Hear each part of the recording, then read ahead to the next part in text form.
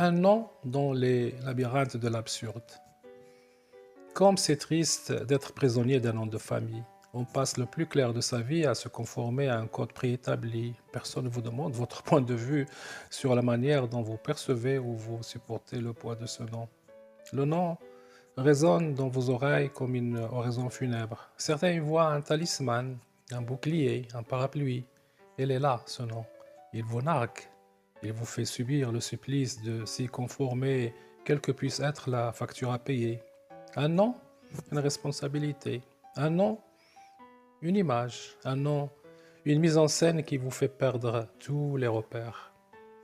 Les gens, en général, ceux qui sont peu familiers avec le dessous des cartes, s'emballent à l'idée de voir un nom perdre de sa magie ou revenir sous les feux de la rampe après un passage à vide. Ils se divisent en deux catégories selon le tempérament de chacun.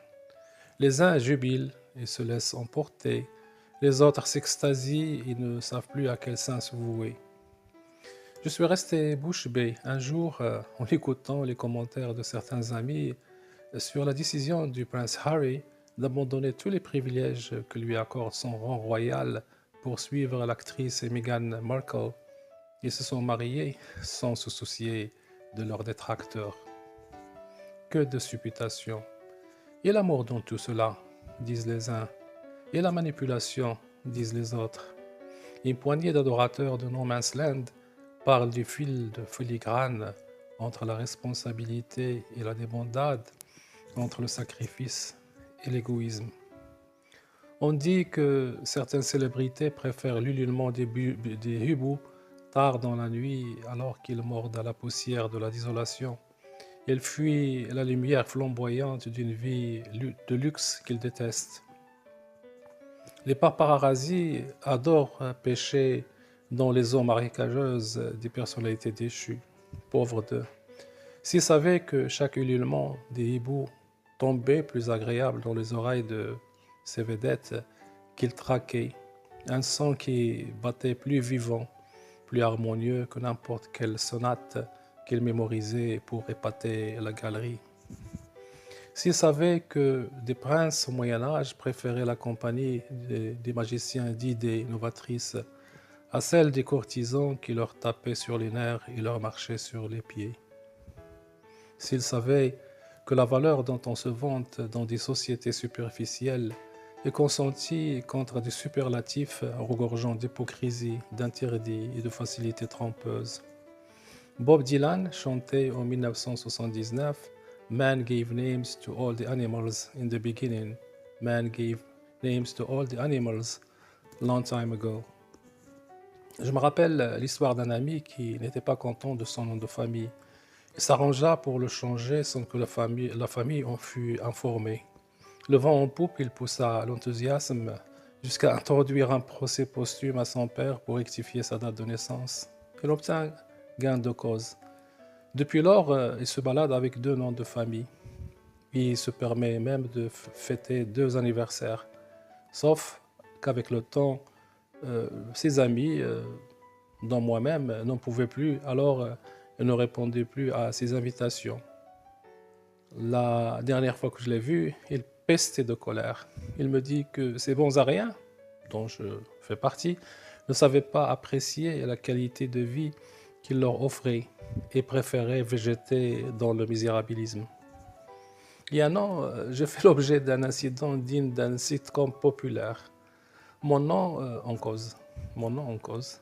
L'histoire est à la fois dramatique et ahurissante. Je suis contrôlé, un point de contrôle de sécurité, contrôle de routine aléatoire, oui, au début. Puis, coup de théâtre, l'agent m'invite gentiment à descendre et il va parlementer avec son collègue. J'attends une éternité. L'agent revient vers moi, accompagné de son collègue, les deux arborant des regards dégageant une curiosité qui fait mouche. Je suis perdu, mais j'arrive enfin à comprendre que mon nom prête à confusion. L'un des policiers appelle quelqu'un au téléphone et il dit en substance « Il est là, celui que tu cherches depuis une éternité. Demande à Hakim de t'amener. Il sait où je me trouve. Il se tourne vers moi et demande: est-ce que je peux voir votre carte d'identité? Une photocopie est jointe à la carte grise, je réponds agacé. Oui, oui, oui, je vois. Mais nous, on a fait le pointage et il semble que vous ayez deux identités. J'ai besoin de l'original de votre carte. Excusez-moi, j'observe, je lui remets la carte. Patientez un peu, s'il vous plaît, on veut en avoir le cœur net. Je dis merci, comme ça. Je ne peux pas patienter. J'appelle un fonctionnaire à la Sûreté nationale, un ami d'enfance. Je lui explique la situation, il me conseille, en rigolant, de payer l'amende et prouver à tout le monde le citoyen modèle que je suis. Je n'insiste pas. Comment lui expliquer que je n'ai pas commis de contravention? Je prends mon mal en patience. J'allume une cigarette et me mets à jouer avec la fumée. Cela me rappelle Mirsault, le personnage de Camus dans L'étranger, et un peu Rick Blaine, le personnage incarné par Humphrey Bogart dans le film fétiche Casablanca. L'attente me fait du bien. Je commence à compter le nombre de voitures qui passent sans que les conducteurs soient indisposés. J'entends un des agents dire à l'autre: on n'a pas le droit de le retenir plus longtemps. Et si c'était vrai qu'il s'agissait de lui, la personne que tu cherches, qu'en ferais-tu? Je ne sais pas. Le nom est le nom, la photo est la photo. Ça ne peut pas être une coïncidence comme ça. Et puis, c'est sa foire, j'expliquerai pourquoi. Et puis, quoi? Regarde-le, il est zen. J'espère que tu ne vas pas commettre une erreur d'appréciation. Par les temps qui courent, je crains que tu sois victime d'une obsession qui ne se justifie guère. Et si ça se complique, je m'en lave les mains. Je tiens à te le dire dès à présent. On sera fixé sous peu. De toute façon, il faut bien clarifier les choses. Le doute est permis dans notre métier, n'est-ce pas? Je ne sais pas comment je parviens à garder mon calme. Une demi-heure plus tard, un grand taxi arrive du sens inverse et s'arrête non loin de moi. 3 personnes en descendent, une dame d'un certain âge et 2 jeunes, un garçon et une fille. Le jeune policier les accueille et me désigne de la tête. La dame me fixe d'un long regard et hoche la tête. Ce n'est pas lui, mais la ressemblance est incroyable. Il s'avère que je ressemble à un père de famille qui aurait pris la poudre d'escampette il y a une éternité. Le jeune s'avance vers moi, l'air désolé, et me remet mes papiers. Il ajoute: si vous voulez porter plainte, je comprendrai. Il ne faut pas m'en vouloir. Vos noms et prénoms, votre date et lieu de naissance sont identiques à ceux d'un parent. Oui, je comprends, dis-je. Il ajoute: c'est juste dur de vivre avec l'illusion d'un père qui se serait évanoui dans la nuit sans crier gare.